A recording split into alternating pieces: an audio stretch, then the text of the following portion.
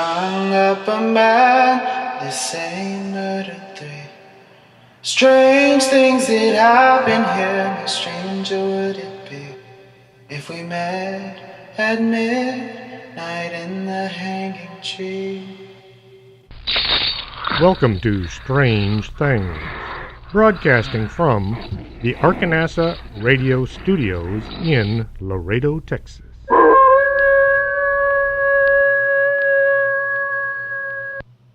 And welcome to the show. I am Chris James, your host. This is September 23rd, 2016. Correction, 2017. You have just 2 weeks before the Texas Bigfoot Conference in Jefferson, Texas. There will be all kinds of new information on Bigfoot. All the usual speakers will be there, along with some new ones who you don't want to miss. I'll just mention Cliff Barackman as one of them. On Saturday, the 7th of October at 305 East Austin Street in Jefferson, doors will open at 9 o'clock, so don't be late. You can get all the details at the 2017 Texas Bigfoot Conference webpage. That is, unless Nibiru gets here in the next 7 hours. Yes, once again, the end of the world has arrived. If you tuned in last month and listened to all the predictions of the end of the world, you'll know this sort of thing has been going on for, the last 1,000 years or so. The invisible planet was supposed to have already hit at 9 o'clock this morning, but maybe it's running late. The summer is coming to a close. In fact, it's already fall. Lots of folks are going back to work. But with fond memories of places they went and sights they've seen. Vacation is the time we get to really live, without someone telling us when to do things. That's the great thing about being retired. I get to do what I want, when I want, as long as my bank account doesn't collapse. Let's take a look at some places you just might want to avoid next year as you're planning your next family trip. There's nothing like a walk in the woods to relieve stress. In fact, one of the best answers to depression is walking through the woods. Research has shown that a walk in the woods is about 95% helpful when feeling depressed. Most drugs handed out like candy by doctors are 35% effective at best, and they come with a whole shopping list of side effects that are mostly bad for you. My wife and I love to go RVing and spend time in some of our state parks, both in Texas and Tennessee. Park the camper in some out-of-the-way location and then just wander about amongst the trees. There are some forests that you want to stay in for days, and a few that just scream, stay away if you value your life. In Japan, to the west of Tokyo, at the southern end of Mount Fuji, is the Aokigahara forest. Not a good place to take a walk.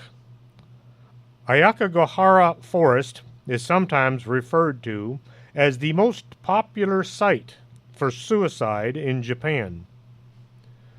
Statistics vary, but there have been up to 105 documented suicides each year inside the forest. Due to the bizarre effects of the woods have on people and the unusual atmosphere, this is the only the number of suicides found. Lots of people have killed themselves, and their bodies have never been found. Each year since 1970, the local police force makes a sweep through the forest looking for the remains of those who chose to end their lives in the woods. Any bodies are bagged and hauled away. The identification checked, and the relatives are notified. In 2003, 105 bodies were found in the forest. The police recorded more than 200 people had attempted suicide in the forest that year, but they'd either changed their minds or they did a bad job of it. The suicides are said to increase during March, which is the end of the fiscal year in Japan. The numbers of suicides have led officials to place signs at the entrance to the forest, urging suicide visitors to seek help and not take their own lives. The site's popularity has been attributed to Seiichi Matsumoto's 1960 novel, Kuroi Jukai, or Black Sea of Trees. However, the history of suicide in the aokigahara forest predates the novel's publication, and the place has long been associated with death. Ubatsut may have been practiced there in the 19th century. Ubatsu refers to a custom performed in Japan in the distant past. Infirm or elderly relatives were carried to a mountain or some other remote, desolate place and left there to die, either by dehydration, starvation, or exposure. The practice was most common during times of drought and famine, and was sometimes mandated by feudal officials. The Aokigahara forest is reputedly haunted by the yurei of those left to die. Yurei are the Japanese versions of ghosts. Back in the year 864, the volcano had erupted. The lava flow covered the land around Mount Fuji. Lava makes very good crops. The trees grew up on the south side of the mountain. The forest is 14 square miles. Now that's about a 3 by 5 mile area. It stays green year-round. Some folks go there not to end their lives, but to see what it is that attracts people to this location to die. The researchers have found that their compasses and GPS don't work properly. There is some form of electromagnetic interference that causes any electric or magnetic devices to either work sporadically or not at all. As researchers set foot in the forest, they immediately notice there are no animal sounds. It's the quiet before a storm kind of quiet. Voices can be heard in amongst the trees. It sounds like somebody in distress. When the researchers ask if they can help, the voices just fade away. The folks living nearby and never venture into the forest. From a young age, they're taught to stay away. It's only people living in other locations that walk into the woods and never come out. The forest is also a tourist attraction. Hikers go there all year round to walk through the trees and around the mountain. The parking lot has several cars that look as if they've been there for months. Eventually, the authorities will haul the cars away. There are also suicide patrols. People who volunteer to walk around looking for folks that look as if they're there to end it all. The chances of getting lost is very real. Since compasses don't work and all the trees kind of look the same, it's hard to find your way if you leave one of the public trails. The stretching through the trees are ribbons or tapes. If you follow one of these, you'll probably find either the camp where somebody stayed while contemplating death, or the remains of someone who decided life just wasn't worth living. The tape or ribbon is a last-minute device, should the idea of death be just a little too final. If a body is found, the authorities will cut it down, but they leave the rope hanging from the tree. I guess it's kind of a symbolic effort to show there once was a life that ended here. If the authorities find a tent set up but there's no body around, the tent is left in place. There have been instances where the person wanted to die, having spent a day or two sitting there alone in the woods, only to decide that death just isn't an answer, Some pack up their things and leave. Others just walk away, leaving the items involved in their suicide attempt behind. Maybe the things they took into the forest have now become tainted by whatever it was that drew them into the suicide forest in the first place. With that, we're going to take a brief pause, play a couple of commercials, and drink some coffee. So don't go away. We'll be right back. You're listening to Arkanasa Radio.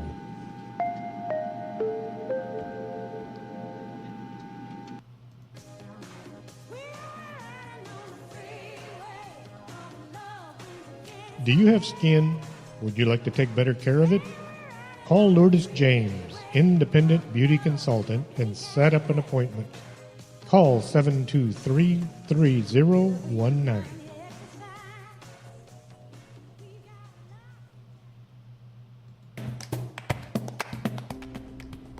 Coffee, nectar of the gods.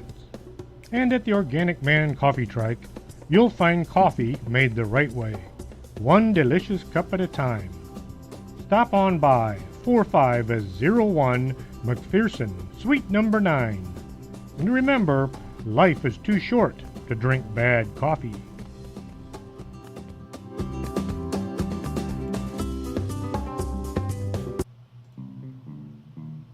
If your vision isn't what it used to be, and you're not sure you're seeing Bigfoot or just your neighbor mowing his lawn, stop on by Del Norte Optical, 107 Calle del Norte, just across the street from the Embassy Suites. You should be able to see what you're looking at.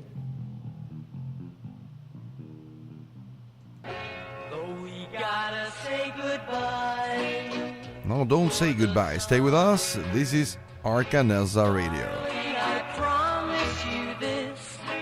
Quédate con nosotros. Estás escuchando Arkanasa Radio.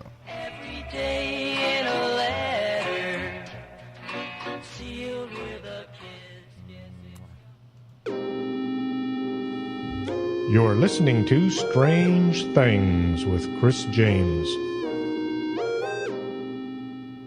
And welcome back to the show. Now let's go back to the aokigahara forest.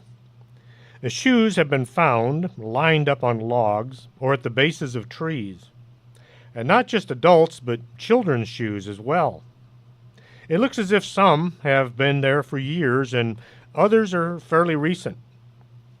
Someone at some time in the past stepped out of their shoes and walked away. No one removes this footwear. It's treated almost like a shrine. And people have seen dolls up in the tops of trees, and no one is willing to hazard a guess as to how they get up there. Several trees have dolls nailed to them, usually upside down. This is either a show of how they feel about society and their treatment, or sometimes it's a form of a curse. Another story is you could place a curse on someone by nailing a doll to a tree. This would be kind of like voodoo doll. Others say if someone has placed a curse on you, you could nail a doll to a tree and the person would become sick. The only way they would recover is if they lifted the curse from you. Japan is always associated with suicide as being the normal thing to do. It wasn't that way just a few hundred years ago. Back in feudal Japan, the suicide was reserved only for the samurai. If a samurai thought he had committed some unworthy act, such as cowardice or loss of honor, a suicide was considered the proper thing to do. Seppuku, or harakiri, was the final solution, and it was supposed to be painful and bloody. It wasn't until recent time that suicide caught on with others. The more stressful life became, the more folks decided death was the honorable way to go. Today, nearly 95 people a day, that's 34,000 people a year, kill themselves in Japan. Some folks are trying to do something to stop these acts of self-destruction. Others are of the opinion these people aren't all that necessary and The world just might be better off without them. In Aokigahara Forest, the way most folks kill themselves is by hanging. There are books out on how to commit suicide. They say hanging is painless. Well, unfortunately, it isn't until it's too late that they discover that hanging is not painless. The few who have survived their attempt say it hurt like mad. The rope sunk into their flesh. They couldn't breathe. Their survival instincts kicked in, leading to violent kicking and shaking. Eventually, either the rope broke, or the limb they had tied off to broke, and they fell to the ground. A few people will ever try hanging themselves twice. The few people who have considered suicide but found someone to talk to who helped them get over it said they had felt a pull, like a huge magnet, drawing them to Aokigahara Forest. Some have even said that they heard a voice in their head telling them they must go to the forest. In such a beautiful place, all those green trees and streams flowing through the area, what is it about the Aokigahara Forest that makes some people feel alive and others want to end theirs? Could all that death in the past have sunk into the soil and now the spirits of those dead are pulling more people to come join them? Or could it be some other less human, evil thing that is working to kill off as many people as possible? So, maybe you're not into hiking in the woods. What if you like ocean views? A walk along the seashore, or the view from a cliff. Seagulls laughing, water crashing, that kind of thing. If this sounds more like your cup of tea for vacation, then don't bother going to Tojimbo Cliffs. In Sakai, Japan, the cliffs of Tojimbo, with their uninterrupted view of the Sea of Japan and their sheer drop into the raging sea below, are a common tourist attraction. People go there to look out at the water, enjoy the scenery, or jump off the cliff and die. The cliffs are 70 feet high and there are rocks below. Authorities say about 25 to 30 people jump off the cliff each year. The number of people who went there to jump but were stopped, either by talking them down or reasoning with them, is about 200 a year. Yukio Shige is a retired police officer that became angry when the local officials would pay people to go someplace else before they jumped. He began patrolling the cliffs, looking for suspicious-looking people who didn't look like they were there admiring the view. He, along with his staff of volunteers, approach anyone that looks like they just might jump, and they talk to them to be sure they don't do anything rash. The group have paid to have a telephone installed near the cliff, so if someone is contemplating death, they can maybe call and hopefully have somebody talk them out of it. The history of the Tojimbo Cliffs say that one time there was a monk living near the cliffs. He was disliked by the local people, so they chased him down and threw him over the edge. His spirit is supposed to haunt the cliff, and it drives people to jump off in order to join him. Another story goes the monk was in love with a princess. His rival enticed the monk to go to the cliff and then pushed him over the side. The ghost of the monk is now trying to draw people to jump, hoping that someday he'll catch his rival as well. Okay, so you want to avoid being anywhere near a suicide-prone location. How about going on an historic tour of the sewers of Paris?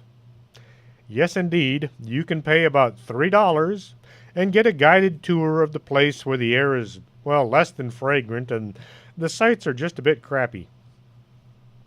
You will get to gaze upon some of the tools used by workers to keep the poo flowing and the waste heading out of town.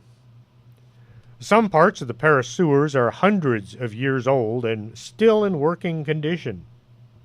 You get to walk in places such notables as Toulouse-Lautrec had gone to the bathroom.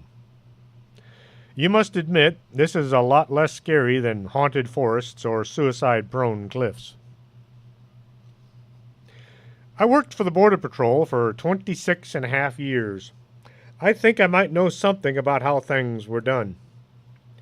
If for some reason you'd like to experience things from the other side of the line, there's a place you can go to experience what the illegal aliens never really get to put up with.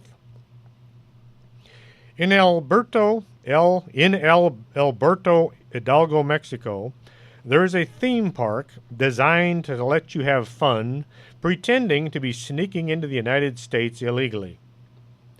In the small town of El Alberto, Mexico, tourists can get the illegal experience without being any real danger, aside from some cuts and small bruises. Most of the town of El Alberto work at the theme park. It's just about the only work to be found in town. The experience gets started after sundown. The visitors are led through the hot, dry desert by men dressed in what they say is official smugglers' outfits, black BDUs and balaclavas. They actually look more like want-to-be terrorists. The smugglers actually wear whatever they have laying around the house. The smugglees are usually well-dressed and have access to clean water. Most people sneaking into the country drink good old river water. I've caught folks carrying gallon jugs of what almost looked like watery orange juice. This is what the water looks like just south of Laredo.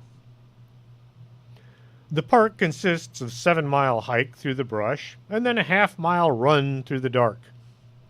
The pretend illegals get captured by narco-terrorists, and guns are shot in the air using blanks. At the beginning of the hike, the participants are laughing and smiling.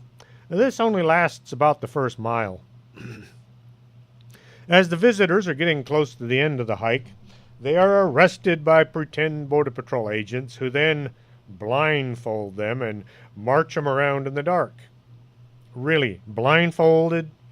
My entire career, I never ever saw a blindfold, let alone used one. The surprising thing is, the men working the theme park are actually trying to show people how dangerous illegally crossing the border can be. The smugglees are abandoned in the desert by their guides all the time. The aliens are robbed by the smugglers, and what few possessions they have are taken as well.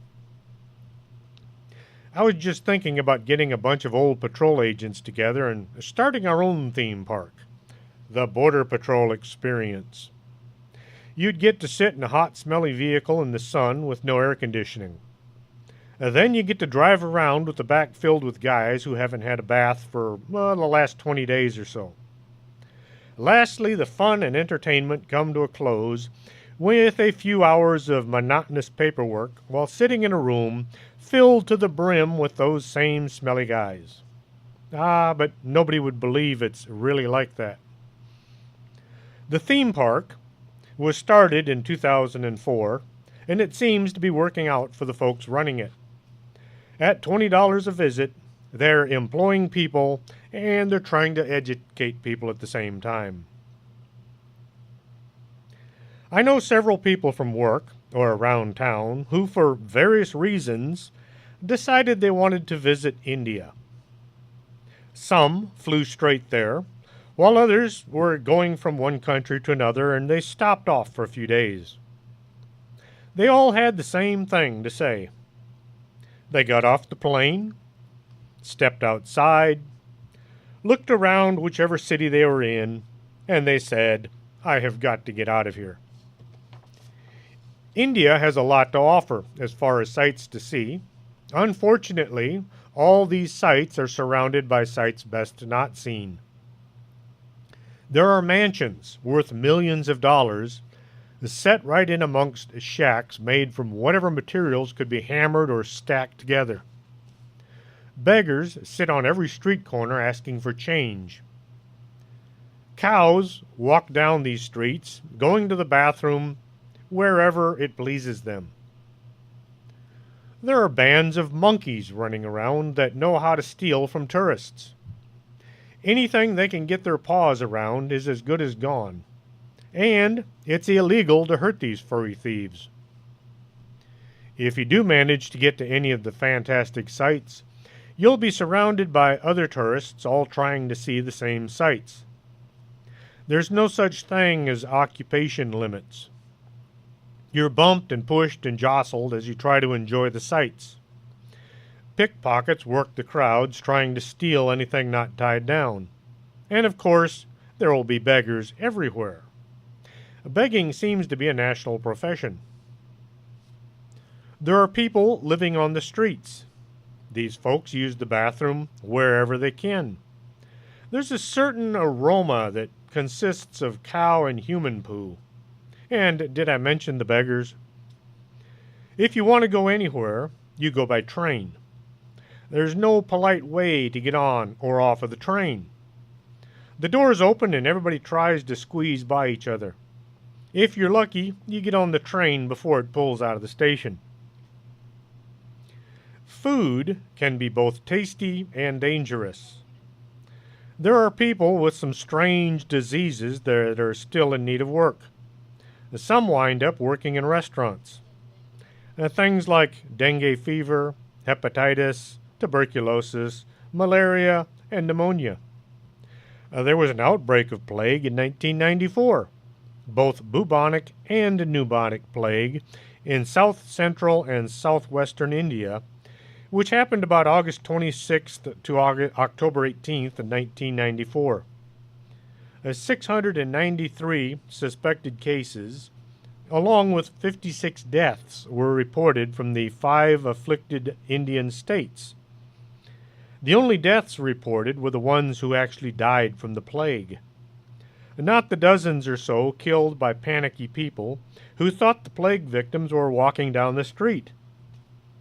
Seeing strangers in their towns and suspecting they were plague carriers, the locals attacked and killed many travelers.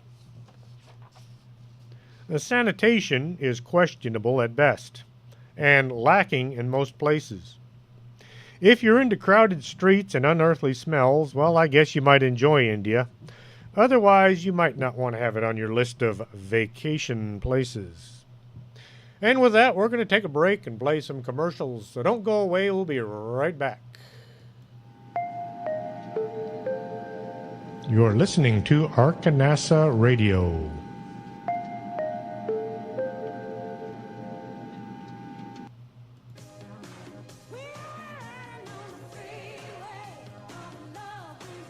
Do you have skin? Would you like to take better care of it? Call Lourdes James, independent beauty consultant, and set up an appointment. Call 723-3019.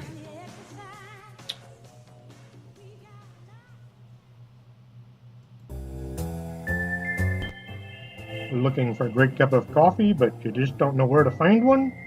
Stop on by the Organic Man Coffee Trike, 4501 McPherson, Suite number 9. Tell Julio or Marta you want some of the best coffee on earth. Remember, life is too short to drink bad coffee. 4501 McPherson, Suite number 9.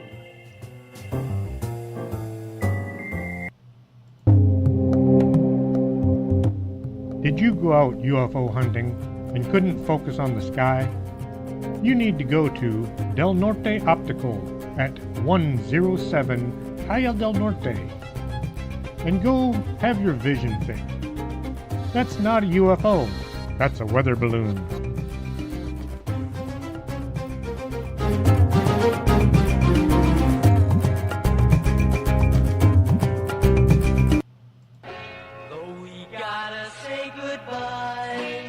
No, don't say goodbye. Stay with us. This is Arkanasa Radio.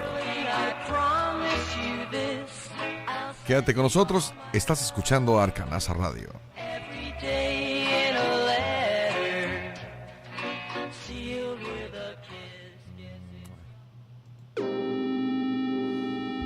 You're listening to Strange Things with Chris James.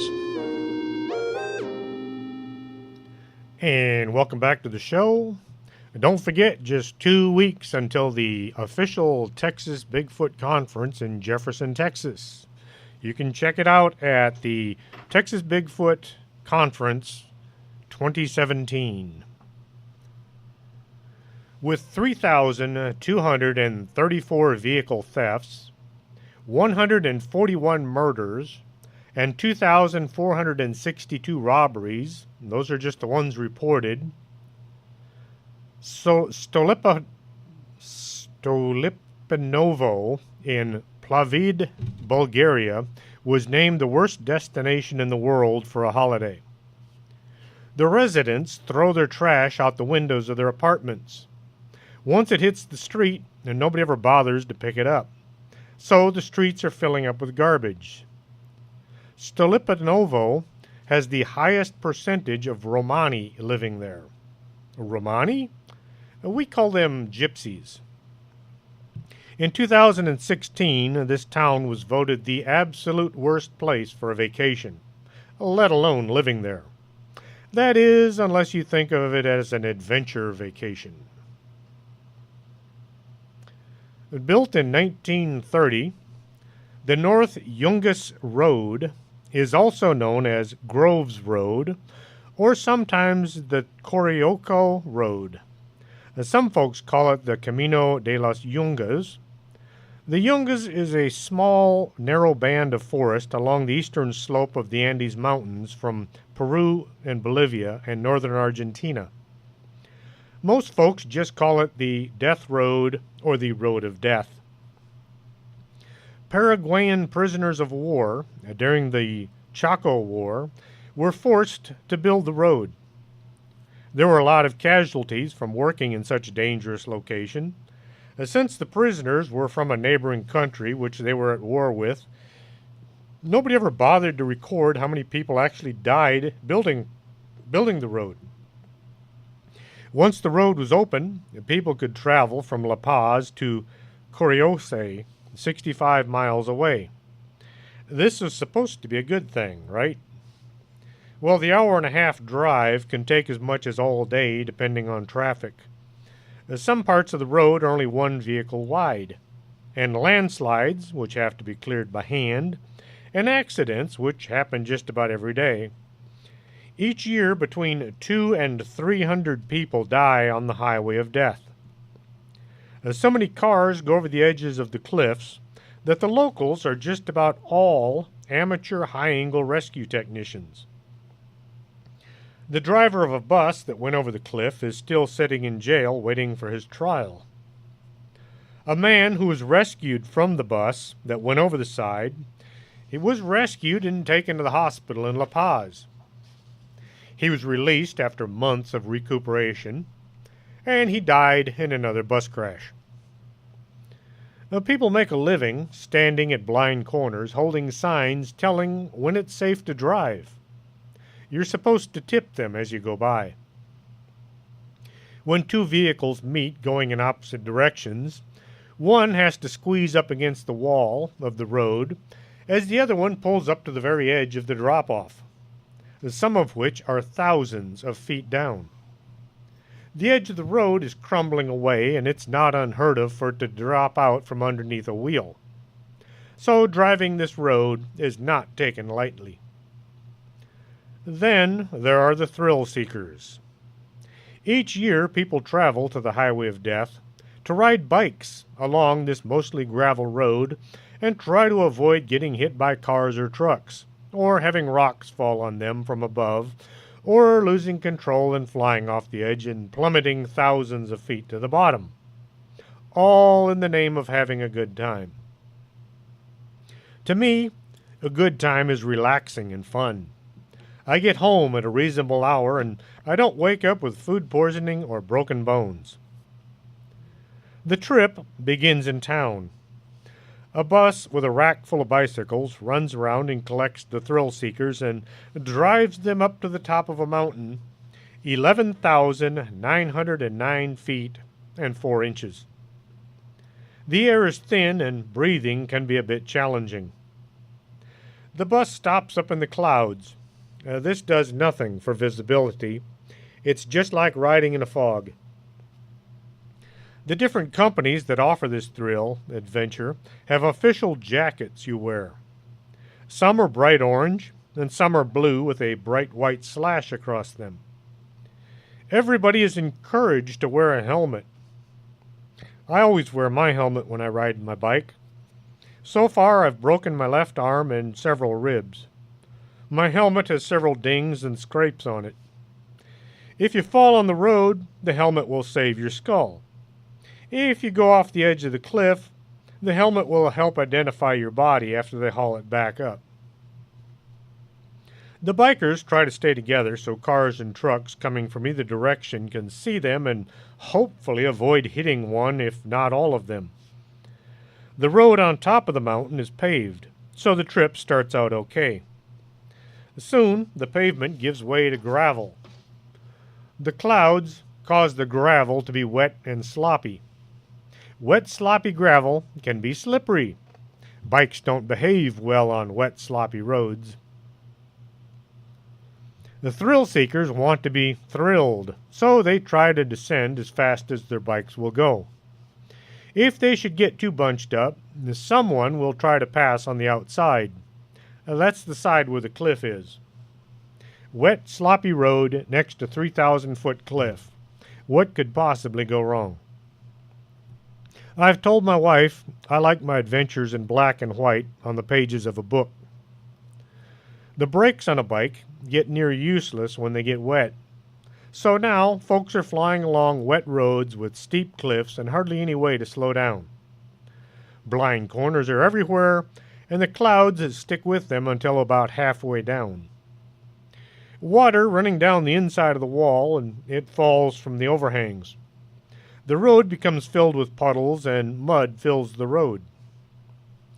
The good news is, the farther down the road you get, the shorter the fall from the cliff is. When at long last the bikes get to the end of the road, everyone has some good stories to tell. Group photos are taken, and some folks begin planning to come back next year. This is way too much adrenaline for anybody's good health. Adrenaline eats away at your cartilage.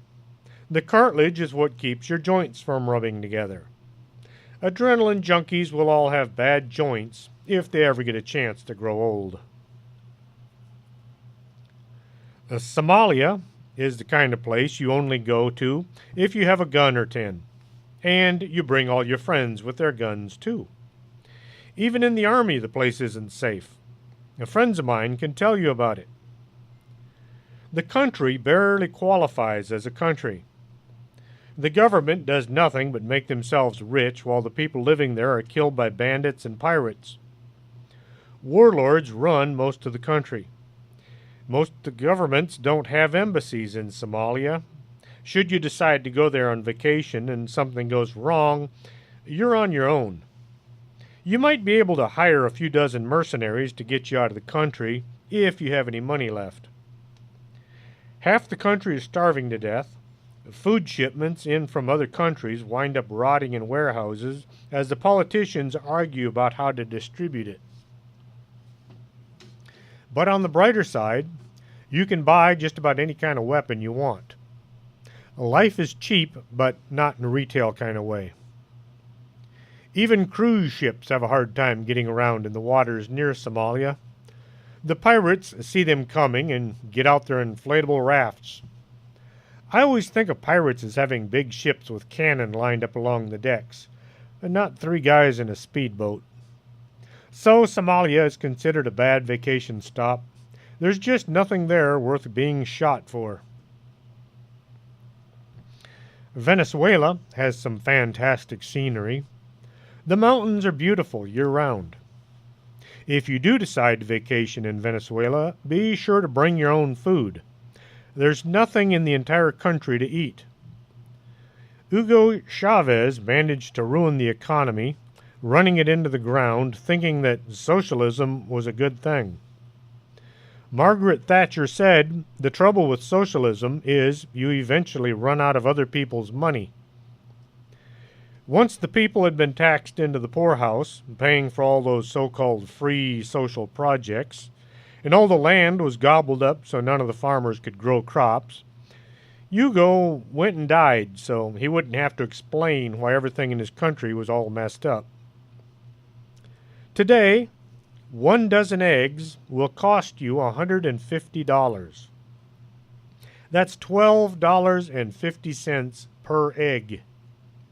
The good thing is, you don't see teenagers throwing eggs at anybody. If you're into adventure vacations, visit Venezuela, where you'll probably get kidnapped and held for ransom. Most kidnappings are considered to be express kidnappings. You're only held for a few hours while the funds are arranged for your release. The crime has gotten so bad the government has almost given up. The crooks target tourists in tourist areas since they're the only ones with money. But hey, hotel rooms are cheap. I found several nice hotels with rooms from $12 to $14 a night. Just think, a room is cheaper than an egg. The government made it illegal to own a gun, so only the crooks have guns today. This makes the whole accidental discharge a thing of the past. The capital of Venezuela, Caracas, made it to the top 10 list of most dangerous cities on earth. Murder, robbery, kidnapping have become a way of life for folks living there. So why would you want to go there on vacation? Well, maybe it's the great price you can get on a hotel. Acapulco, Mexico is a common tourist destination. Folks go there to hang out at the resorts and visit the tourist attractions. Now, the tourist attractions are all made just to satisfy tourists. They're designed to attract people with money, and they're expensive. You're paying to go look at a place that was built to separate you from your money. There's nothing you can do in Acapulco you can't do in any other resort on earth, most of which are a lot cheaper. The crime rate around Acapulco is one of the highest on earth. Ah, but you say you're safe inside the resort. Where do you think all the staff come from? They don't live in the resort. They live out there with the criminals. The lady that cleans your room just might have an expense account with the local drug merchant. You might come back to find your room and all your valuables have been cleaned out. And, people being people, somebody is going to say, I want to visit the local sites. Once you leave the resort, you're at the mercy of anybody looking to kill or kidnap a tourist. All in all, you're paying a lot of money to sit in a hotel and look at the walls. I'd much rather climb to the top of the Enchanted Rock and see the sights from up there than fly to Acapulco to look at a hotel. A vacation or holiday is a leave of absence from a regular occupation or a specific trip or journey, usually for the purpose of recreation or tourism. Some folks want to have an experience while on vacation that is the high point of their lives, so they go climb a mountain. The mountain most folks think about is Mount Everest in the Himalaya mountain range. The current height is 29,029 feet. Why is it said like that? Well, the mountain is still growing. Each year it gets just a tiny bit taller. People line up to pay tons of cash for a chance to climb to the top of the world and hopefully come back down in one piece. Commercial guides charge a wide variety of prices for climbing Mount Everest. Generally, a guided trip with bottled oxygen on the south side will cost you about $45,000. If you go up the north side, it's only $35,000. This does not include airfare or your equipment. And we're going to take a brief pause here and play a couple of commercials. We'll be right back, so don't go away. You're listening to Arkanasa Radio.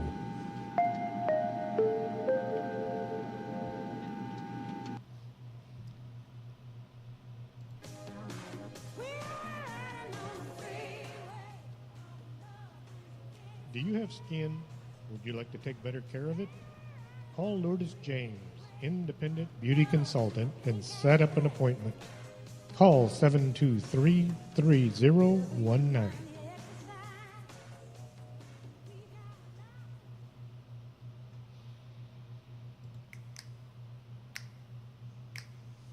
Back in 1776, one of our founding fathers said, "Give me coffee or give me death." And if that's how you feel about your coffee, you need to go buy the Organic Man Coffee Trike and have a cup of the best coffee on the world. 4501 McPherson, number 9. And remember, life is way too short for drinking bad coffee.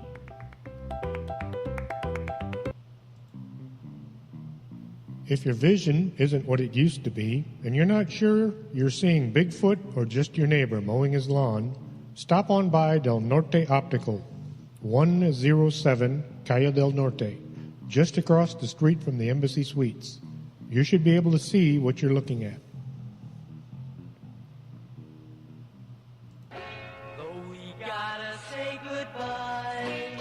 No, don't say goodbye. Stay with us. This is Arcanasa Radio. Quédate con nosotros. Estás escuchando Arcanasa Radio.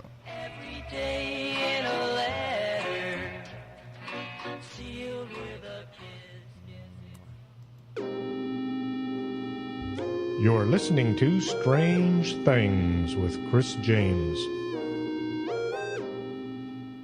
And welcome back to the show. Just a few seconds ago, we were in the process of climbing a mountain. Once you get as far as base camp, you are now about to venture into what is lovingly referred to as the death zone. The death zone is an area where your body begins to die once you cross the line. At 26,247 feet, your body begins slowly dying. It's like a slow form of suicide.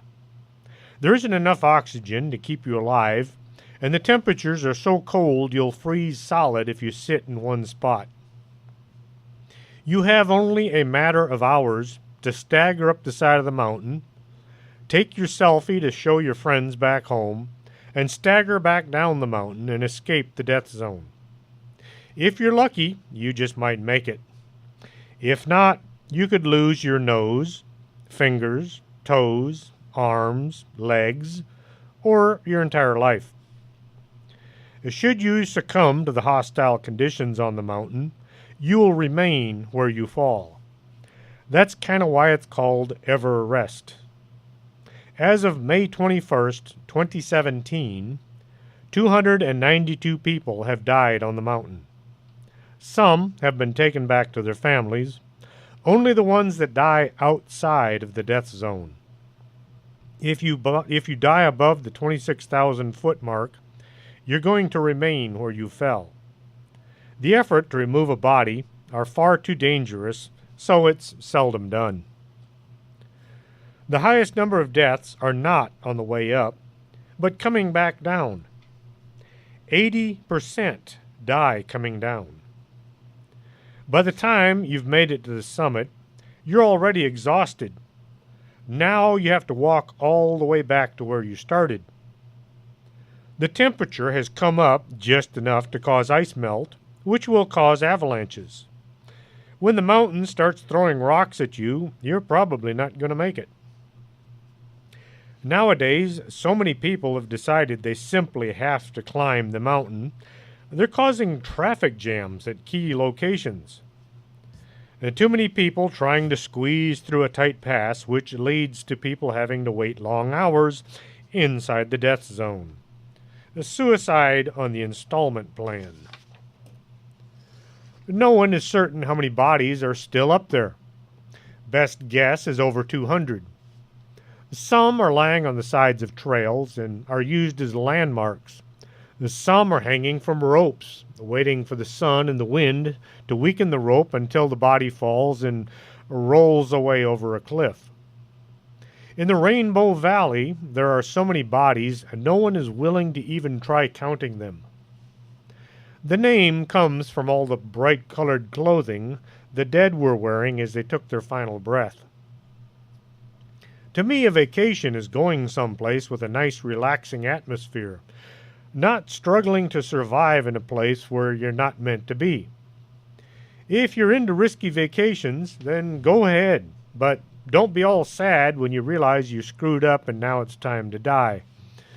Maybe this is a bit harsh, but isn't that the whole reason to go to places where the risks are high? They say it makes you feel alive, risking your life in some dangerous adventure. True, but sometimes it'll make you feel very much dead as well. Myanmar, formerly known as Burma, is a popular tourist destination. There are the old Buddhist temples everywhere. There are nature trails where you will see all kinds of exotic birds and plant life. A really great place to make memories. Most of the country is off limit to tourists. The locals are forbidden to discuss just about anything to do with the economy, or politics, or the government, or drugs, or just about everything not involving old temples and birds. Myanmar is the world's second biggest opium growing country. The government knows this and takes great efforts to keep the tourists out of any place where their drugs are grown. The military has a nasty habit of suddenly becoming anti-tourist at the drop of a hat. One minute you're fine, looking at some old Buddhist temple. The next you're being hassled and scrutinized by guys with guns and bad attitudes. I have a hard, fast rule. I don't give money to people who don't like me, with the exception of the IRS. If a particular government isn't willing to at least be nice to me, I'm not going to spend my money on their attractions. Another beautiful location you might want to visit is Nairobi, Kenya. Yes, they have wild animals roaming free. You can drive out into the brush and catch a photo of a giraffe eating a tree.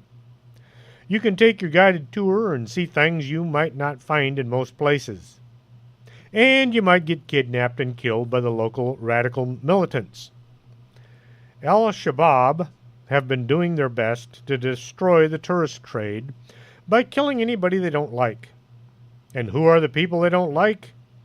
Anybody not a member of their group. It's them and everybody else. I can drive to San Antonio Zoo and watch a giraffe eat a tree, then have dinner and drive back home. Or I can fly to the other side of the world, watch a giraffe eating a tree, and get killed because some radicals don't like the way I look or the way I practice my religion. Once more, it's the whole I'd rather live thing that is keeping me out of Kenya. They don't like me, so I'm not going to spend my money on them. Lastly, we come to Monterrey, Mexico. Now, the city is relatively safe. My wife has family living down there. We visited a few years ago. Even the police were cool. I talked to them all the time. They all said that me being a Border Patrol agent was okay by them, and then they would tell me about people they knew who were living in the United States illegally. It was like they wanted me to go look for these people and say, "Howdy, you're coming with me." There are some really neat old buildings in Monterey, museums and historical sites, and there are 3 huge mountains surrounding the city. Yes, traffic is a bit of a death-defying activity, but if you drive like a local, which means you drive like you don't care, you won't have too many problems. The hotel we used to stay in was fantastic. It was built on the site of the old foundry. And there are paranormal activities I would love to look into. There was a witch or a bruja that attacked a police officer. There's a flying humanoid that has been seen near the hotel we stayed at. And there's the hospital where Nurse Margarita went on a rampage. The town is a paranormal dream. Halfway between Laredo and Monterey is the location where, back in 1948, the U.S. Army recovered a flying saucer, as well as the body, that is now known as the Tomato Man. UFOs are still seen flying about in the skies over this location. We don't drive to Monterey anymore. The road from here to there is a hot spot for terrorists and bandits. Between the Zetas and the other cartels who are always looking for some foreigners to kidnap, it's just not worth it. There are long stretches of highway where you might encounter a hasty set-up checkpoint. As you approach, you don't know if it's the police, the army, or one of the many drug cartels out stopping traffic and looking for ill-gotten gains. On one trip, I was looking down the barrel of an M16 one of the Army guys was waving around as we were being scrutinized by the military. Once we were deemed to be tourists and not smugglers, we were allowed to drive away. I just hoped the guy with the rifle wasn't given any bullets. He had his finger on the trigger, which is just asking for an accidental discharge. Yep, Monterey is off our vacation destination map for a while. Until the authorities get all the criminals under some form of control, I'll stick to visiting places I feel safe, like state parks and museums in the U.S. I hope you find this information not only interesting, but a warning on what not to do and where not to do it next time you want to relax and enjoy your vacation. If you have any interesting stories you'd like to hear on the show, you can send us a message at strangethings@arkanasa.com. Till next Saturday, this is Chris James. Are you coming to the tree where they strung up a man, they say murder 3? Strange things that happen here, how stranger would it be if we met at midnight in the hanging tree?